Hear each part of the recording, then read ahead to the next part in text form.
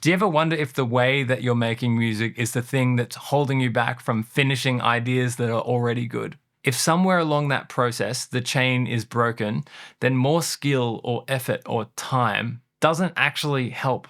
My name's Luca. I'm a coach and a mentor, and I work with emerging artists that already make really good music, but just struggle to finish their ideas. The good news is this problem is very fixable. So today I'm going to show you every step of the process so you're not getting stuck anymore. I'm going to give you a system that you can use to actually finish your tracks whenever you want and show it happening in real time with my own music so you can see it happening and just do it for yourself. Now, this isn't made to work for everyone. If you're a beginner, still trying to figure out the DAW, they're pretty complex, this is probably not for you. But if you're already comfortable making music, you've made some tracks before, maybe you've finished some stuff, maybe you've been making music for a really long time, but keep getting stuck halfway through, this video is going to help you finish music. Just like it helped Marco here go from stuck trying to make music for 7 years to building a debut EP, which is getting released this week, by the way, which has already been played to crowds of thousands of people, and just last week announced a solo all-night long show and sold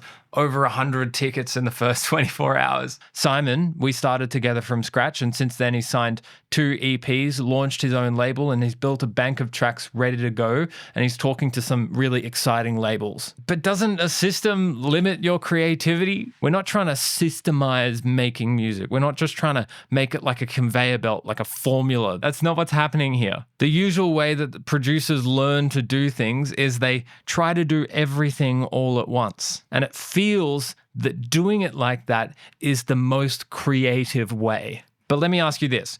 If you're a chef serving a meal in a restaurant, you can't plate the meal before you've cooked it. You can't cook the meal before you've got the ingredients. There's a tangible order in the way that you need to do things. You need to source the ingredients first and then cook and combine them together and then plate it up and serve. That's all a system does. It just reorders the things that you're already doing so that you're putting it in the order that makes the most sense. It actually makes you more creative because you're not distracted by non-creative things when you're trying to be in a creative headspace. Okay, so here's what my system looks like in practice. Here's a name, Cam. These are the 3 big umbrellas that you need to take your ideas all the way to a finished track. So within each category, we have phase 1 and phase 2. And then within each of those, you can separate them into smaller parts as well. And this is where all of the personalization comes in. If I go back here, you can also see there's these green markers here, and these are borders. You need to know when the end of the creative phase is and when the end of the arrangement phase is and where the start of the mixdown and where the end of the mixdown is as well. And this will really help you to keep going forwards. Now, the main thing here is each of these is separated out into these 3 umbrella categories because of the different mindsets that you have when you're making music. When you're creating music, you're thinking about things differently to when you're arranging, to when you're mixing. It's the swapping back and forth that actually creates a lot of the problems that people have. So let's talk about the creative stage. Creative stage is separated into 2 main phases for me. Phase 1 is the experimental phase. This is where your style is developed from. This is where the uniqueness comes from. And it makes most sense to invest in that at the start because creativity is fickle, it's moody, it's unstable. It doesn't always just show up when you want it to. So here is when we have the blank slate to just innovate and experiment and ride that creative energy. In terms of mindset, you don't need to be making a song at this stage. You can make things together. It doesn't just need to be one element. Here, we're just throwing paint at the canvas and seeing what happens. We're trying to take off the songwriting hat. You don't need to do anything functional unless it helps you to be more creative. So the main overarching idea is we want to try and find that creative flow and just ride it as long as we can. Because once we access this creative mindset, things can become really, really easy to do. But if we get separated from that, it can be really hard to force ourselves to just switch back into it. So we want to do it all in one go so we don't have to force ourselves to be swapping back and forth and in and out of it all the time. How do we do this? Pick your rabbit hole. There's so many different rabbit holes in music production. Doesn't matter what it is. Pick your technique, dive into it, and see where it takes you. So now I'm going to show you how this works for me. Let's pull up Ableton. I've actually just started off with a few functional things in there. I've got a kick drum, and that's essentially metronome timing. I've got like a pad here that has some macros to it, essentially. And then I've got this dub stab here as well, and that I'm just going to be experimenting with this dub stab and seeing what I can do with it. So I'm going to set my timer here for 25 minutes. That's not a very long time. I would usually spend a lot longer than that, but let's just see how we go. So one thing I love to do, and I've done a lot in the past, is mess around with multiple echoes in parallel.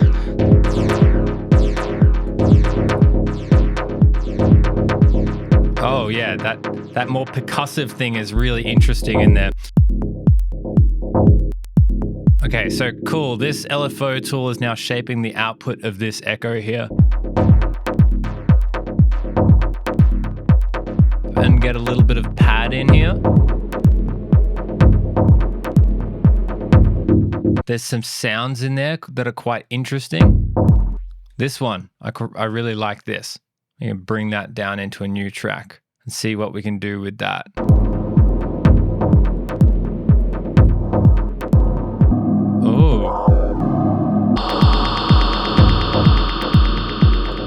I've got 6 minutes left. I want to keep breaking this sound even more. Okay, there's some really cool textures at the top there that I quite like.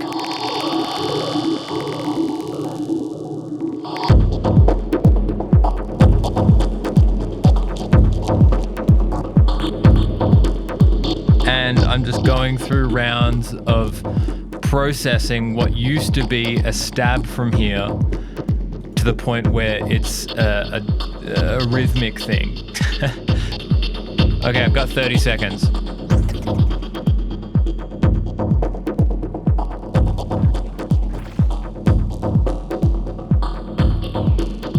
Okay, it just finished then. I hope this was an instructive demonstration. This was fun. Okay, welcome now to the functional part of the creative phase. This is the part where you might be a little bit more familiar with.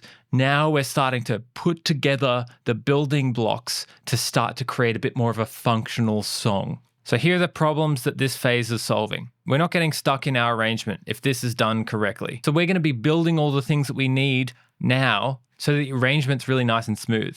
Where people get caught up is that they don't build enough options in this stage, and their ideas then get stuck halfway through the arrangement. This phase is particularly made to mitigate that problem. So we don't want to go into the arrangement just yet. In this stage, we're going to build out all of the other elements, drums, supporting elements, background elements, grooves. We're going to be connecting our groove together as well. We're going to be making sure we have everything that we need in our arrangement. This makes the arrangement process go really nice and smooth. We're going to be doing things like building macros, creating variations. The details of how you do this stage is very tailorable, but we're going to be staying in our loop. That's the important thing. This is probably going to be the most contentious part, but this is also going to solve a lot of problems. We're going to explain that later, don't worry. So in terms of mindset, we're still in the creative stage, so you can still experiment with things, but we're just trying not to get too distracted by diving too deep into any particular rabbit hole because we've already done the main experimentation. Now we're doing things that are more functional to how we want the song to feel. We're locking into a genre, we're picking a tempo, we're picking our style and all of this. The outcome for this phase is we want our loop to be ready to be arranged. We want to go through the loop validation process, which we're going to talk about, and we can decide whether or not we're ready to move on to the next stage or do another pass of this. Okay, so now I'm going to show an example of a track that I'm working on, and I'm going to continue to build it up in a bit more of a functional way so that I have all the things that I need for my arrangement. This is the idea. Let's have a listen.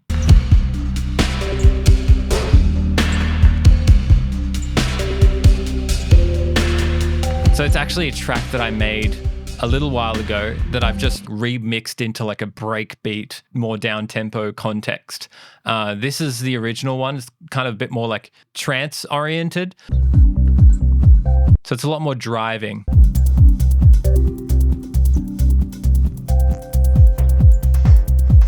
So at this point, I've just got the bones of the idea. I've just got this one drum loop.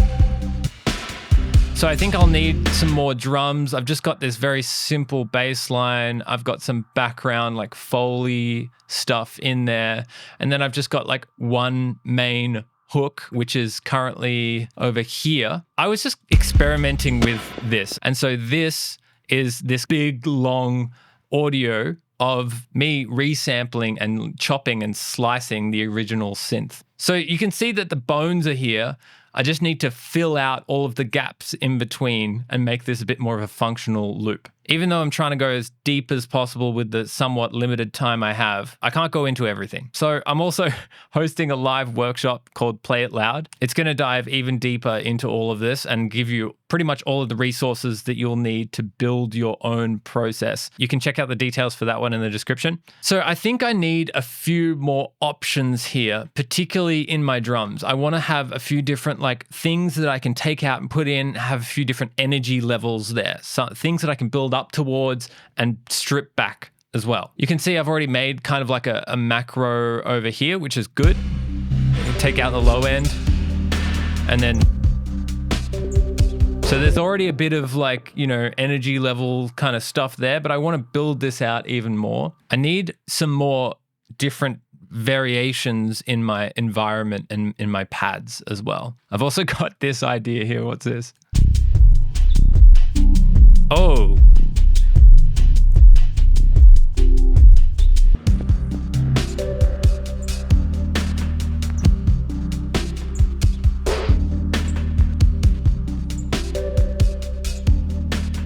Okay, this is where I'm currently at with this project. I built out some more options in my drums. So let's just play this so far here. And now I've got a few different layers to work with. So that gives me options in my arrangement. I want lots of different options here. This is the most important point. So I've got like a bit of a textural Amen layer there. I can build in this effects layer, just kind of going on in the sides and in the background. I've got a bit of a pumping, a bit of a ride there as well that I can build to as well. So I'm trying to make sure I've got a few different levels to step up and down. I'm pre-thinking about my arrangement here. And then I also cleaned up the synths a bit. So this is my main kind of hook here, these two elements, these two tracks and how they're going together. I've got a few alternate versions, and then I also have this main MIDI, and these are a whole bunch of different variations which I created in the last project that I was working on. I also have kind of a few little supporting synths in here, this little brr one, which is that. I've got these main elements. I also want to make sure that I can take them out as well. So let's just listen without any of the main. So this is where the ambience section comes in really handy. I've got these 3 synth layers, which are kind of just like droning ambient synths. They kind of fit quite nicely with it as well. So,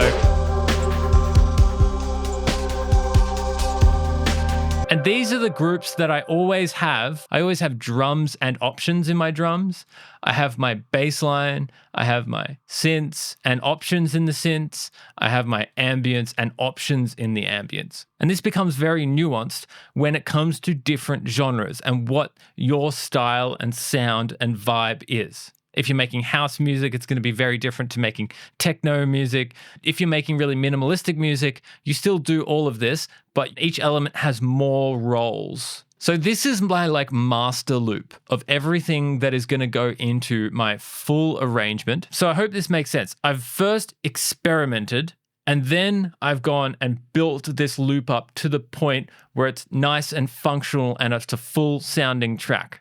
Now we are going into the loop validation phase. This is the end of the creative phase, the last check before going into the arrangement. Hello, Rafa. So this is the point where we're checking to make sure we have everything we need for our full arrangement. And the reason why we do this, I want you to think about this. If you're an author writing a book, or you're writing a big multi-part fantasy saga, the author knows where they're going to take the story. They know the outcome of the story. They know what's going to happen in the end so that they can get there in an interesting way. When they're writing the story, they'll figure out and piece together all the parts in between, but they know the end goal of where they're trying to go towards. And that's important because it allows them to foreshadow things that are going to happen later at the start. You want to know where you're going to go in your arrangement, what's going to happen in the second half of the track so that you can get there in an interesting way in the first half. If you've got that sorted from the get-go, then you won't have nearly as many problems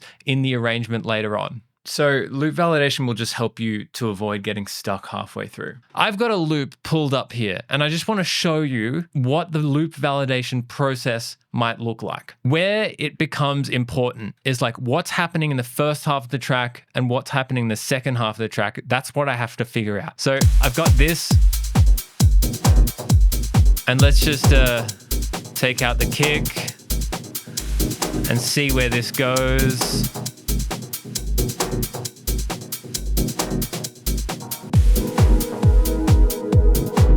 So I've got some ambience to build towards this main pad here. Okay, I got an idea. Let's take this out. And this is kind of my second half, right?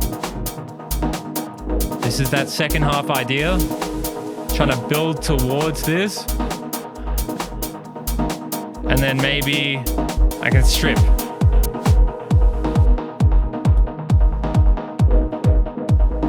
So within this loop, I know that I have places to go in my arrangement. I know this dub 2 is something that I'm going to save for the second half of the track. I don't know exactly how I'm going to get there. I'm going to figure that out in the arrangement, but I know where I'm going to go. I know what I'm going to build towards, and that gives me a real sense of direction. So I think that this loop is ready to go. Awesome. We've validated our loop, and we're ready to move on to the arrangement stage. Arrangement is different. It's probably the more conceptual part of music production. I know when I was learning, there was no way that anyone was going to tell me how to arrange music. And that's because I wanted it to sound unique and different. And I wanted it to be a pure reflection of myself.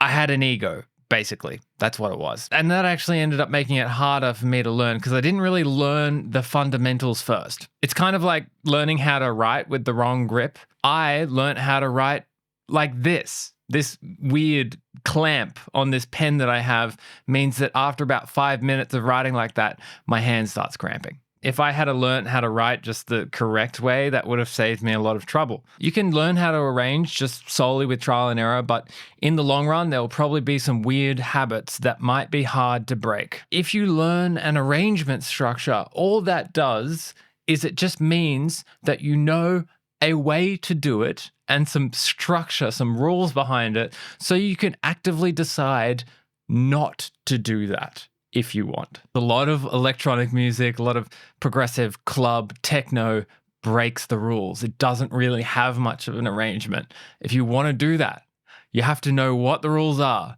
so you can then break them. The most common problems I see in arrangement, 1, people getting stuck halfway through the arrangement, not really knowing where to go. Or 2, maybe you are getting all the way through the arrangement, but somewhere in the middle, it kind of loses focus and gets boring. Or 3, you just get bored of your arrangement because you've listened to it too many times and you start a new loop. That third one's very real. There are other problems. We're going to have to adapt our process around these things. So what is your main problem? Put it in the comments. If there's anything I've missed, I'll just make a new video on it. Sound good? So the great thing about these arrangement problems is that if you've validated your loop properly, we've already done half of the work. Problem number 1. If you know where you're going to go in your arrangement before you start arranging, then it should be pretty easy to get all the way through the arrangement. Problem number 2 and 3, we'll explain those in a moment, okay? My arrangement process is separated into 2 phases that complement each other but have different purposes. Phase number 1 is the sketch. The goal of this phase is to make my way through the whole arrangement start to finish, get the main arc of the story and what what that's going to do. I'm trying to build the foundation of my arrangement, which I can then improve upon later. And I'm also just trying to keep my movements really purposeful. I want to avoid spending too much time on one part, redoing any sections. And also, if you listen too many times, then your track will get to the point where it kind of starts to feel cemented, like you can't change it. And you also just get sick of it. Moving on, arrangement structure. Okay, so again, arrangement structure, even if you don't use it, is important to know because then you can decide not to use it. I'm going to write it out and then we're going to explain what's going on. This is the start, end, intro, focus, break, main, outro. The reason why this arrangement structure exists is just because it defines a basic story structure. If I was to map that out, and let's say this is like energy, time, our intro might be somewhere here, and then we're kind of moving up into our focus, going down into our break, going up into our main section, and going down into our outro. This is just a very simple and intentional storytelling structure. We've got like kind of act 1 over here and act 2 over there. We're making some sort of change in the second half, which is different to the first half. So let's just talk about what happens in each one of these sections. The intro, we're creating context, right? That's the main thing. You need context to establish the background information as to why people even care in the first place, right? Focus, the focus. This is our first main section. The main elements are in, but we're not trying to give away too much because we still want somewhere to go, right? So this is that act 1 here. Cool. Break just offers us a moment of contrast so we can build tension into the main section. This is our main payoff, and our outro is our resolution. This is not meant to tell you how to arrange your music. This is just meant to simplify things. So we've got our act 1 and our act 2, our first half, our second half, our A section, our B section. We just need somewhere to go in the arrangement. That's all it is. That's all arrangement is about. It's just providing us a flexible framework so that we can do this. So we can go this way. We don't want to go this way. We don't want to go backwards. We don't want it to be flat. We want it to be, kind of have some interesting movements around it. The thing that people fall into is that they forget about purpose. They forget about intention. They forget about the why, the reason why behind that. So that's what structure is all about. It's just trying to keep your track intentional and purposeful. Just like we talked about, we've got an intro, focus, break, main, outro. Let's just delete this track here. Just look at this one. This is a track that I made back in 2020, I think it was actually. And I like to use this as a reference for arrangement because it has a clear-cut structure to our intro, focus, break, main, outro. I wasn't intentionally trying to do this, but it fits into these categories really nicely. So in our intro, a kind of like DJ-friendly house intro, you can spend a minute in intro with absolutely no bass, and that is perfectly justifiable. Let's just listen to this. Just drums, right? And then I'm building up with a bit of ambience. There's a little bit of foreshadowing going on here. I've got the bass line like in there, but there's no low end yet. Now this track is all about the low end groove. It's all about the bass line and the kick. When this focus section comes in, I kind of build a little bit of tension into it, and then it's just kick and low end, and I actually just strip out everything else, and it's just bass line. Let that ride for a bit. Let's have a listen.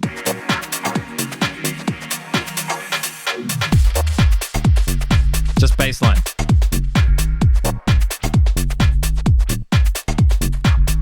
So I've got a lot of room in order to go forwards later if I have less in at this point. You can think of this as like the first time your track is actually being played on a dance floor if it's a dance track, right? Going into my breakdown.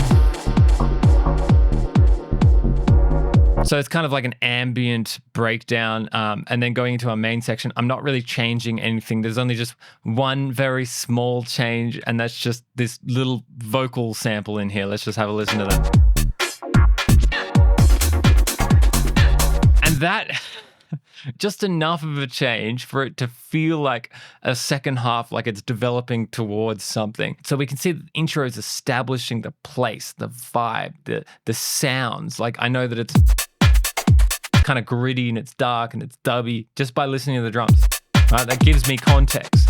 We go into the focus that kind of like starts and begins the story. We have a break. We build some tension into a main section where we make some sort of change and then go into an outro. That's all we need. That's all we need. Just one section over here, one section over here. Arrangement can be very, very simple. And usually the more simplistic arrangements are the ones that work better as well.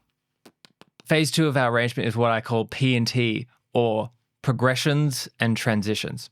In this stage, now we're focusing on what's happening within our sections, the transitions between the sections, doing things like automations, personalizing once-off moments, foreshadowing, basically anything else to finish our arrangement. What we're not doing is trying to make it sound really punchy and professional or getting distracted with Mixdown related tweaking, things like focusing on the low end or something like this. No one's saying that you can't do that, but we have time for it later on. And if you do it now, you might have to redo it later anyway. So you can see I've drawn this arrow here, and that's the main focus on what progression is doing. So progressions is what's happening between this section. So how am I getting from this side of the focus over to this side of the focus? What am I doing between those 2 points, right? If I was to draw another little energy graph like I did before, time on the bottom, if this is just our focus point, we can do lots of things. We could start here and then kind of like build up energy throughout the focus, or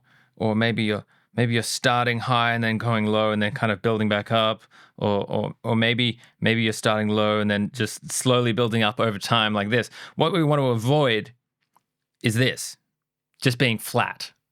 If it's not changing, if it's not doing anything, it becomes boring very quickly, and we want to avoid that. So we want to make sure that we're doing something to progress within this section and within each one of our sections as well, right? That's our progressions. Whereas our transitions, let's say we're going into our break in this section, our transition is what's happening between the sections in here, right? We have these moments between the sections where we can do something as well.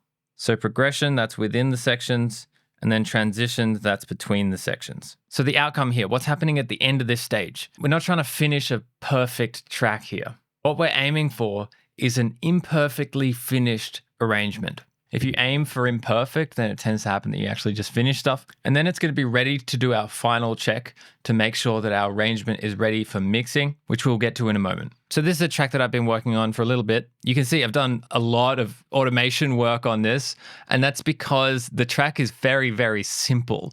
So what keeps it interesting over time, you can see I'm taking some drums in and putting them out, but it's really just this slight bit of automation that's happening over time. Let's just take a moment to listen to this.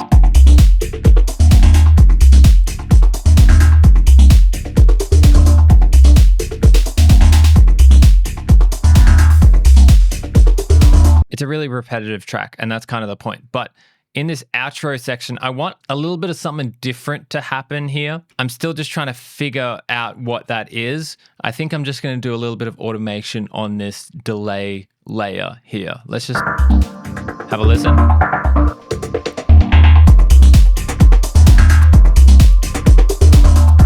So I've got this delay, it's not doing anything right now. And I've got this kind of like send. I think this element is kind of like the last little piece of the puzzle here, and I'm just going to hit record. So I'm going to make sure that all of these track arms aren't armed over on the right hand side, that I've got automation arm at the top, so I'm recording my automation movements. And then I'm just going to play from here and use my ear and just give it a little bit of this whenever it needs something a little bit different. Okay, I'm glad I did that. I've been putting off doing that forever. So this is when you'd also go through and look at the transitions between sections, what's happening in here, what's happening in here, what's happening in here. And this doesn't mean that you have to make really fancy and complex transitions. All this means is like, is it transitioning smoothly or is it feel a little bit abrupt? Or do I want my transition to be just nothing? Is that how I want it to be? Like, do I want to just not have a transition? That also counts. Okay, now for the final check to make sure our arrangement is finished so that we can move on to the mixdown. Step one, we want a little bit of separation from the DAW. At the end of the day, like, music is made for the ears and not for the eyes. So export your track so it's out of your DAW. And then step two, you're not allowed to listen to it for 24 hours. Listen to it first. Like, yeah, sure, that's fine.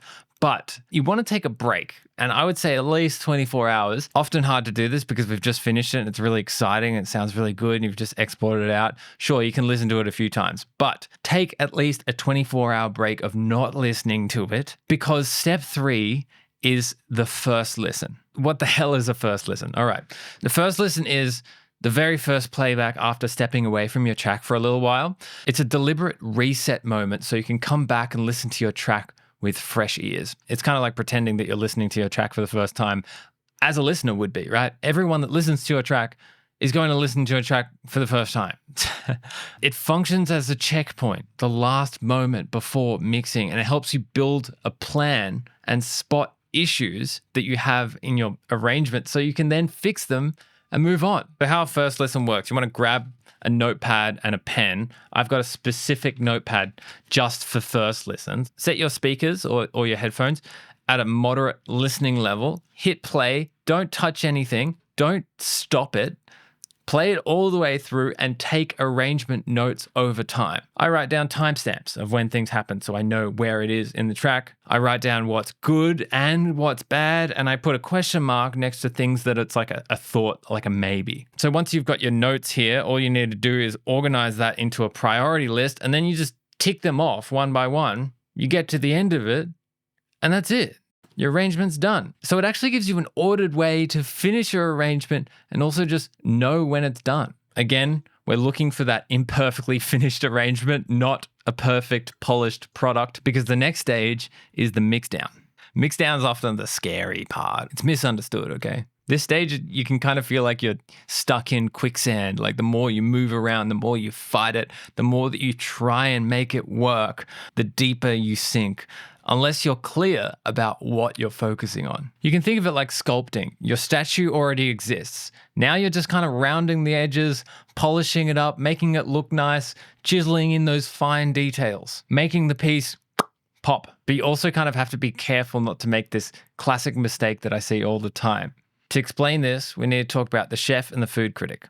The music producer is kind of like the chef. The chef's goal is to make something delicious and exciting, this final piece. A food critic doesn't always cook, but they are trained at evaluating texture and balance and detail, and they've got a really refined palate. You can kind of think of the mix engineer as like the food critic. Now, knowing how a food critic thinks is going to help the chef cook better, but becoming a food critic doesn't make you a better chef. That just makes you a chef and a food critic. As a producer, understanding mixing will definitely help you to be a better producer. But becoming a mix engineer isn't the answer to making you a better producer, because they're two different things. You can be a mix engineer and a producer, or you can just be a producer, or you can just be a mix engineer. So you should decide how deep you want to go. Ask yourself where you are on this scale. 1, streamline. I just want the basics so I can focus more on producing. 2, in depth. I'm ready to invest some time and learn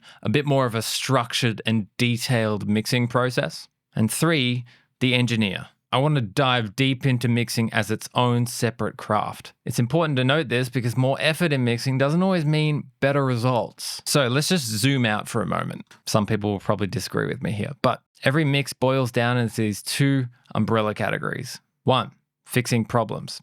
2, coloring. And just those 2 categories by themselves, that is the streamlined process. But I'm going to break these into 5 smaller categories so that you can go a little bit more in depth if you want to.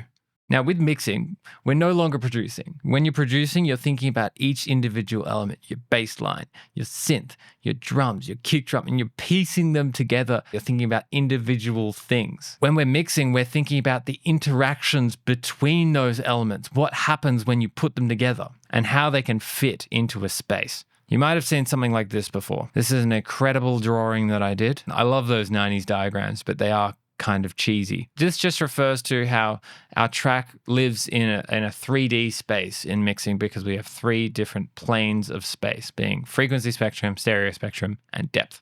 Okay, these are our goals in the mixing process. 1, beat the premix. And 2, this is going to sound stupid, but don't go backwards. It's harder than it sounds. Step 1 of 5 of our mixing process is something that sounds really boring, but it's actually more important than you might think. There's one crucial reason as to that.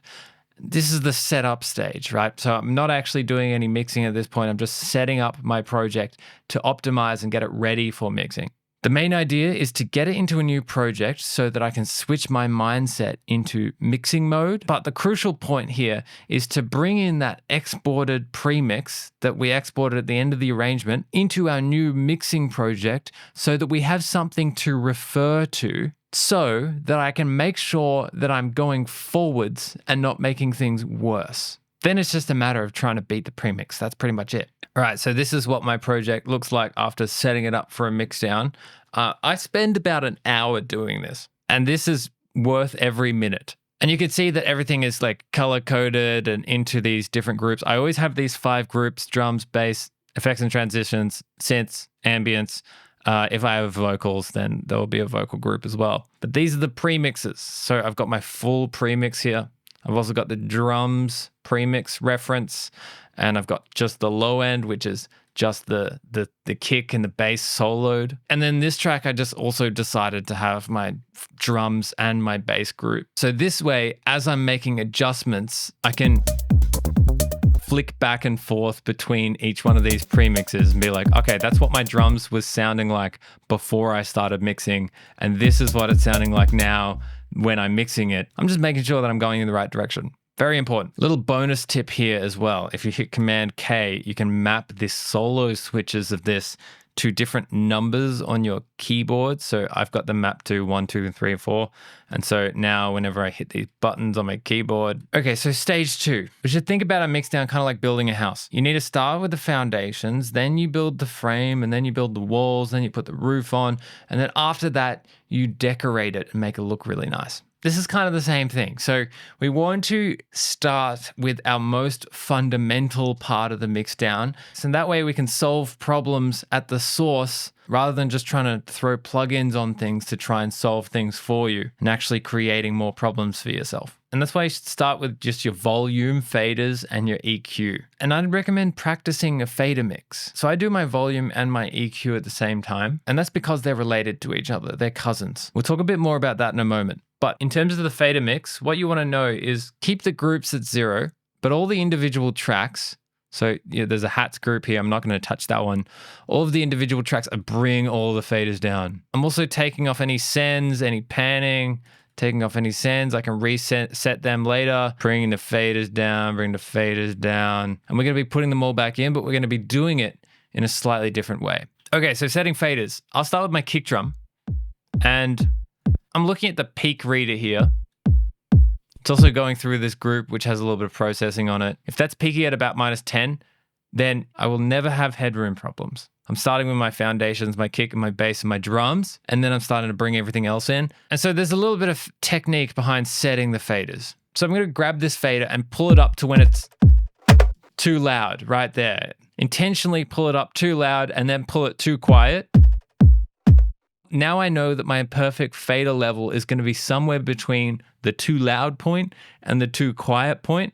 And then I'm going to bring it up from where it's too quiet and find that spot where it needs to sit. And we're going to do this with all the elements. Let's just start with the drums. Too loud, too quiet. The reason why we do it like this is you bring it too loud, it allows your ear to grab onto that element. You bring it too quiet, you know where the lowest point is. And as you slowly bring it up, it allows your ear to find where the spot is easier than if it's too loud and you're bringing it down. You kind of want to go underneath the point and then slowly go into it. And that's just fader technique. Okay, so I want to play a game. The point of this game is to describe how volume and EQ are linked together. So let's have a look here. This is a classic EQ curve. This is just a low boost. Boosting our low frequencies, everything from 400 hertz onwards by 6 decibels. So what is the difference between this and this. This is a high shelf, reducing our high frequencies, everything from 400 hertz above, by 6 decibels. The only difference between these two EQs is this volume knob. If I have a low boost EQ and then I turn the volume down by -6 decibels, those two things combine together to create this EQ here. It's just a high shelf because I'm boosting the low frequencies, bringing down everything, and now I've got a reduction in my high frequencies. So those two things are actually the same. The only difference is 6 decibels of gain. Number 2 here, we've got a boost at 100 hertz by 6 decibels.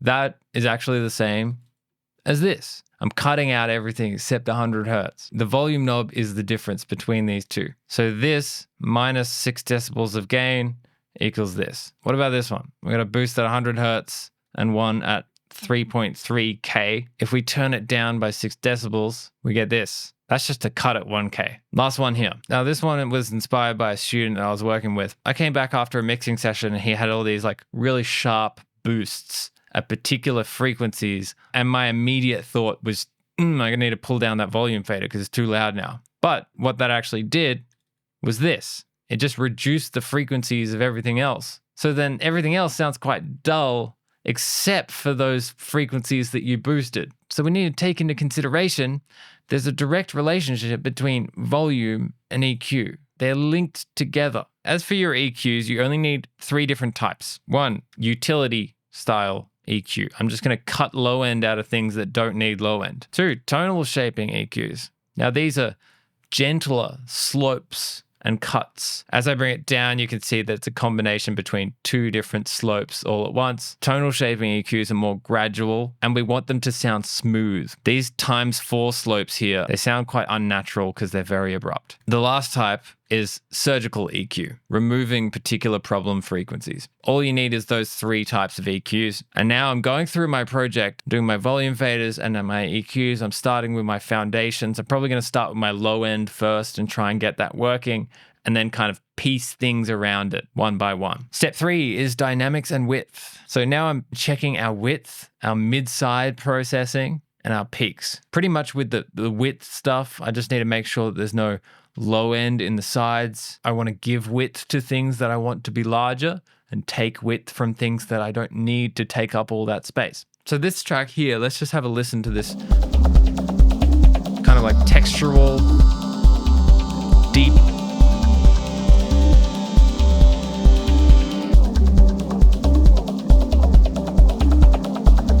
Ulean Loudness Meter is an awesome free plugin, and you can just hit this S button here or turn it off, and this will give you peaks. You can see my kick drum is my loudest element here. Essentially, we'll put this on my master track and then solo the different groups of my Mixdown, see what the peaks are doing. It's usually some peaks in the drums that I have to fix. I would do that with something like this tool here. It's called Standard Clip. It's like 20 euros or something. It's a clipper. It's essentially a limiter that also distorts things. It doesn't really have any peak problems because I've already mixed it. But bring this guy down and you can see that this red line here is where it just hard clips anything that goes over that point. So that's a good tool to fix peak problems. I'm also thinking about width, right? So in this track, I wanted this wah pad here to be really wide.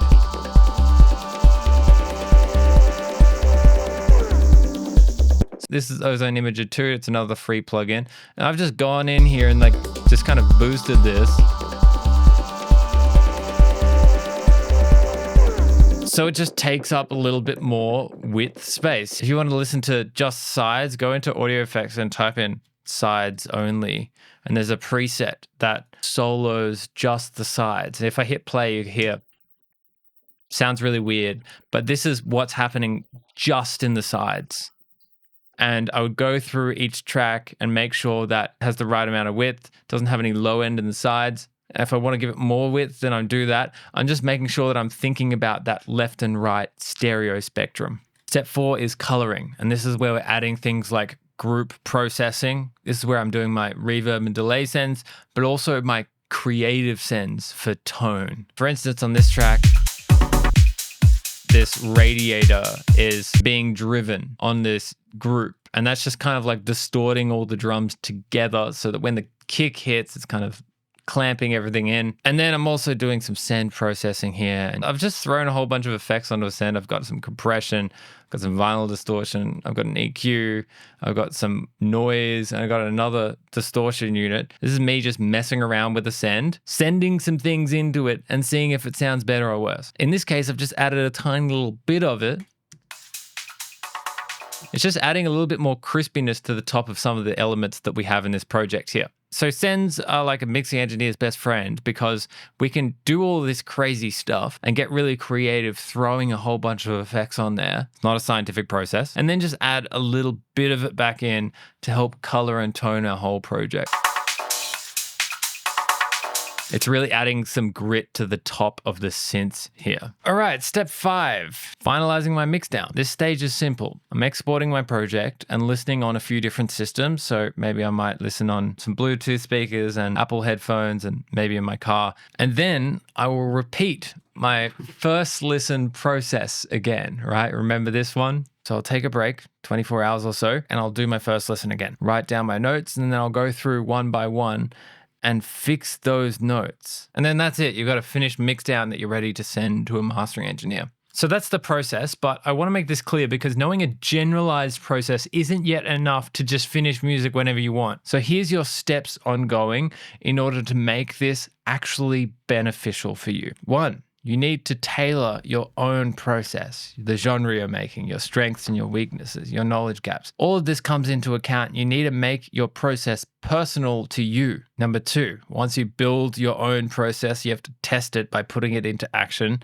see what works and what doesn't. If you have problems that still arise, note what those problems are and retweak and iterate on your process so that it overcomes those problems or at least reduces the chance of them. And even with those 2 things, this still doesn't mean much unless you genuinely believe in your process. So it's a little bit of a psychology thing, but you kind of have to prove your process to yourself. And the way that you do that is with evidence in the form of past finished music. So you got to take your ideas all the way through and finish them. And that will give you this like subconscious evidence that, hey, I actually can do this. This is where self-confidence comes from. This is how you silence the self-doubt. So if you want some help building your process with me and a whole bunch of other producers live on call, this is exactly what we're going to be doing inside Play It Loud. I'm going to be providing all of the resources, all of the documents, the ongoing plan. I'm doing all the hard stuff for you. Links in the description for that one.